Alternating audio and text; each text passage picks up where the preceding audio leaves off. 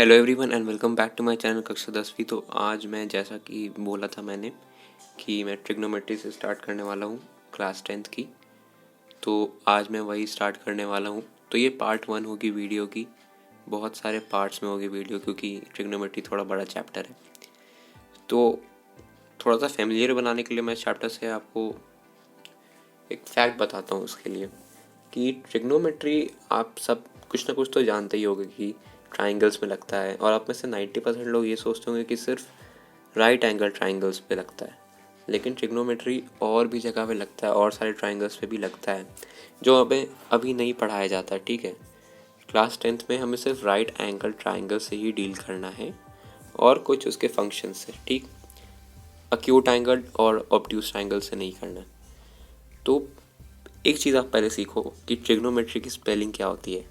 बहुत लोग ट्रिग्नोमेट्री लिखते हैं, लाइक वो जी के बाद ओ को भूल ही जाते हैं। ठीक है, तो ट्रिगोनोमेट्री इसको कहते हैं। ट्री का मतलब होता है 3।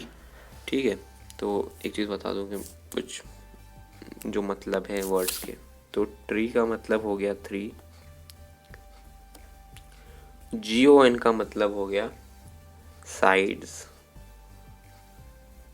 ठीक है, और मेट्री का मतलब हो गया मेट्रॉन। मेट्रॉन मतलब मेजरमेंट होता है। ठीक है, तो समझ लो कि मेजरमेंट। ठीक है, तो तीनों साइड का मेजरमेंट। अब इसमें ये एक नहीं लिखा है कि एंगल क्या होना चाहिए, तो जनरलाइज करके हम लोग समझ सकते हैं कि किसी भी ट्राइंगल पे लग सकता है ट्रिग्नोमेट्री, लेकिन अभी क्लास 10th में हमें राइट एंगल ट्राइंगल से ही डील करना है।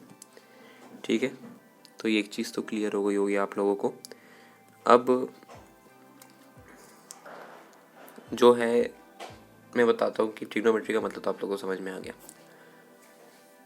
अब जो पहले मैं एक राइट एंगल ट्राइंगल बनाता हूँ जिससे आपको और समझ में आ जाएगा कि देखो ये एक राइट एंगल ट्राइंगल है। यार स्टाइलिस काम नहीं कर रहा आज, सॉरी।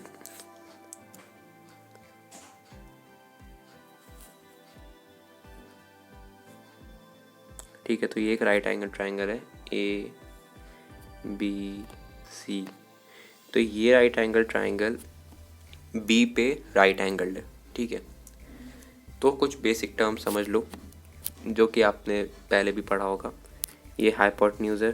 ठीक है, तो इसको मैं H से डिनोट करता हूँ, परपेंडिकुलर बेस। ठीक है, अब बेस परपेंडिकुलर हाइपोटेन्यूज तो आपने पहले भी पढ़ा है पाइथागोरस थ्योरम में कि square of base plus square of perpendicular is equal to the square of hypotenuse. ठीक है, तो ये आपने पाइथागोरस में भी पढ़ा होगा। तो ये बेसिक टर्म्स तो आपको पता है। अब एंगल क्या होता है? ठीक है, तो एंगल है amount of rotation by which initial रे इज टू गेट फाइनल रे।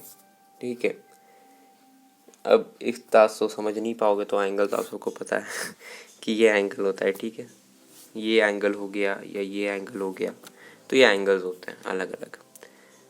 अब ये दोनों एंगल सेम तो नहीं होंगे, तो एक को तुम मान लो थीटा मान लो एक को, और एक को अल्फा मान लो। ठीक है, कुछ भी मान लो, क्या ही है। अब बोलोगे थीटा अल्फा क्या होता है, तो थीटा अल्फा एक ग्रीक से आया है, ग्रीक मैथमेटिक्स है, कुछ किसी चीज़ से आई है जो कि हम लोग डिनोट करने के लिए यूज़ करते हैं। ऐसा कुछ है नहीं, ये अननोन वैल्यूज़ ही हैं। ठीक है, हमें जब कुछ पता नहीं होता या रिप्रेजेंटेशन के लिए हम लोग थीटा या अल्फा को मेनली यूज़ करते हैं। बीटा भी होता है जो ऐसा दिखता है कुछ। देखो सब लोग बीटा अलग अलग बनाते हैं, मैं भी अलग ही बनाता हूँ बस थोड़ा सिमिलर दिखना चाहिए। ठीक है, तो इतना टेंशन नहीं लेने का। अब ये तो आप लोग समझ गए। ठीक है, आपने सुना होगा sign theta, cos theta, tan theta. ठीक है, ये सब तो कहीं ना कहीं सुना ही होगा। नहीं सुना तो मैं बता दूं कि 6 रेशियोज होते हैं। ठीक है, 6 रेशियोज होते हैं जिसको हम लोग ट्रिग्नोमेट्री में बांटते हैं। तो 6 रेशियो का मैं लिख देता हूँ शॉर्ट फॉर्म। ठीक है, तो 6 रेशियो हो गए साइन थीटा, कॉस थीटा, या थीटा भी हटा ही दो। ठीक है, क्योंकि थीटा के रिस्पेक्ट में सिर्फ बताना पड़ जाएगा। तो अभी sine theta, cos theta, tan, cot, cosec, sec,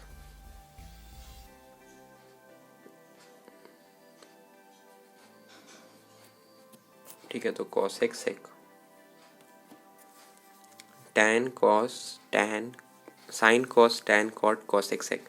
तो ये 6 रेशियोज हैं, ठीक है। 3 साइड से हम लोग 6 रेशियोज बना लेते हैं, 6 अलग अलग सेट्स के साथ। तो साइन का आप नाम नहीं सुने होंगे, साइन होता है परपेंडिकुलर अपॉन हाइपोटेन्यूज, ठीक है। तो मैं इसको लिखूंगा बाद में। तो कॉस सीकेंट, इसका पूरा नाम सबका अलग अलग होता है, ठीक है। तो उतना आप लोगों को जानने की ज़रूरत है भी नहीं, ठीक। साइन का क्या होता है, कॉसेक सीकेंट होता है, सीकेंट होता है, ठीक है। फिर बहुत कुछ होता है, तो अभी तो मैं बाद में बताऊंगा, अभी ज़रूरत नहीं है। अभी बस आप बेसिक समझ लो कि हम लोग उसको क्या कहते हैं, sine cos tan cot cosec sec, ठीक। अब इनके रेशियोज क्या होते हैं, मतलब ये साइन किसको कहते हैं, कॉस किसको कहते हैं, तो ये भी समझ लेते हैं अभी हम लोग। तो सॉरी,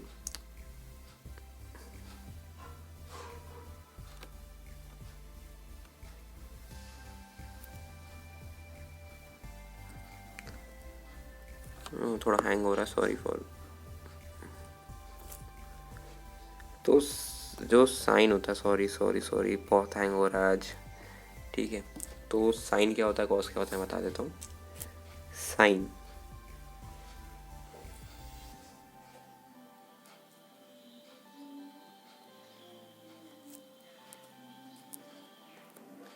परपेंडिकुलर अपॉन हाइपोटेन्यूज होता है, ठीक। कॉस क्या होता है, कॉस होता है बेस अपॉन हाइपोटेन्यूज।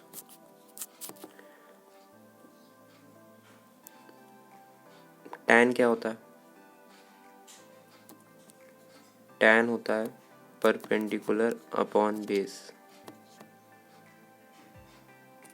ठीक है। तो साइन कॉस टैन, अब इसको याद करने का सिंपल ट्रिक, ठीक। तो ये भी मैं बता ही देता हूँ। तो इसको याद कैसे करोगे कि साइन क्या होता है, कॉस क्या होता है, टैन क्या होता है। तो पी लिख लो पहले। इसका मैं आपको एक शॉर्टकट ही बताऊंगा याद करने के लिए।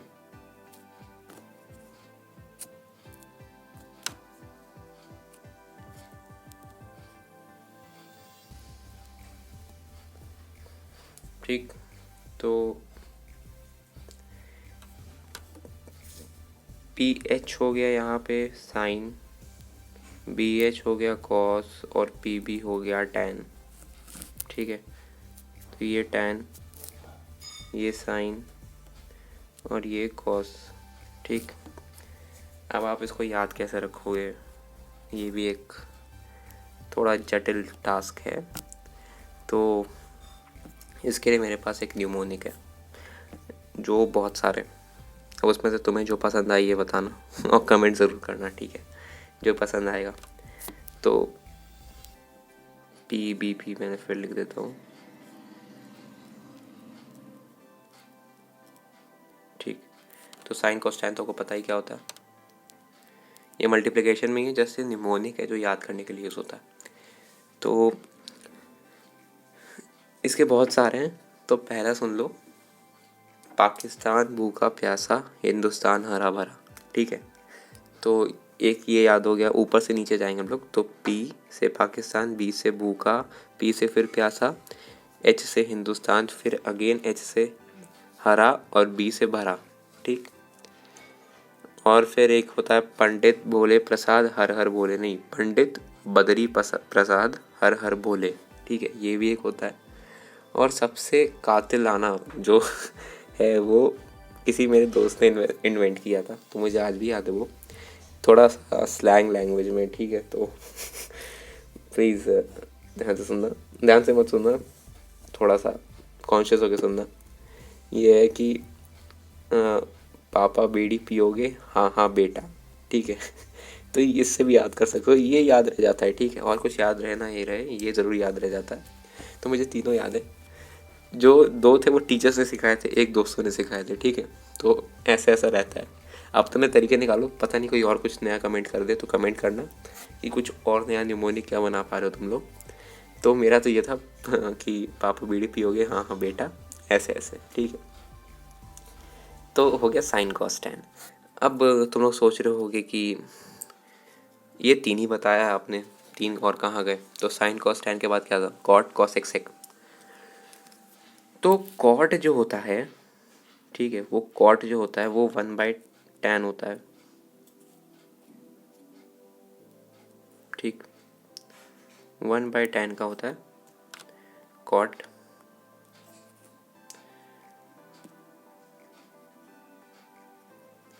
कॉसेक होता है 1/sin, ठीक है। और लास्ट में बचा सेक। तो सेक जो होता है वो होता है 1/cos। तो ये 3 हो गए।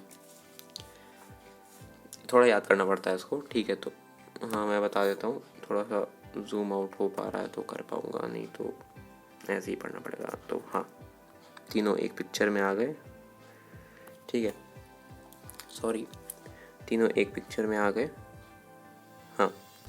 तो cot is equal to 1/tan, cosec is equal to 1/sin और सेक इज इक्वल टू 1/cos। अब सोचोगे यार कॉट की क्या वैल्यू होती होगी? तो कॉट होता है तुम्हें, जैसे कि मैंने बताया था कि tan होता है परपेंडिकुलर अपॉन बेस, तो कॉट होता है बेस अपॉन परपेंडिकुलर, ठीक है, ठीक उल्टा। वैसे ही 1/sin है ना, तो tan का अगर 1/tan में करोगे तो वो बेस ऊपर चले जाता है, परपेंडिकुलर नीचे रह जाता है।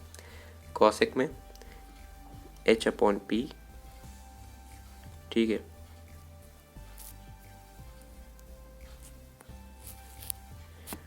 और सेक में h/b।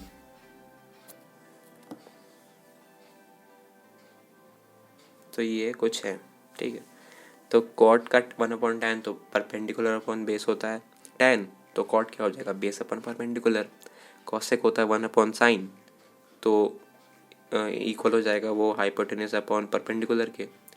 और सेक होता है 1/cos, तो 1 cos क्या होता है? बेस अपॉन हाइपोटेन्यूज, तो उसको उल्टा कर दोगे तो क्या आएगा? Hypotenuse upon base.